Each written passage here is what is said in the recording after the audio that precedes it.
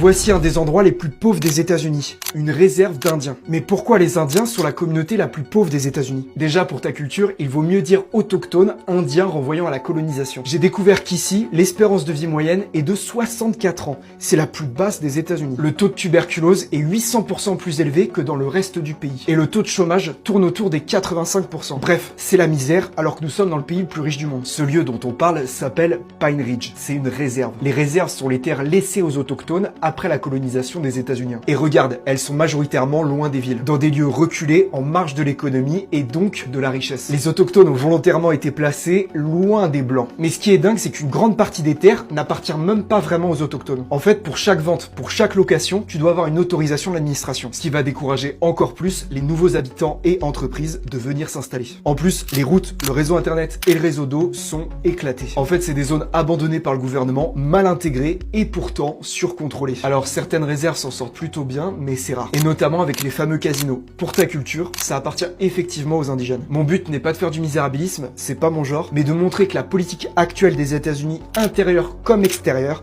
n'est pas un hasard. Quand on oublie le passé, on est condamné à le répéter. Alors ici, on l'apprend. Faisons mieux que les États-Unis et abonne-toi.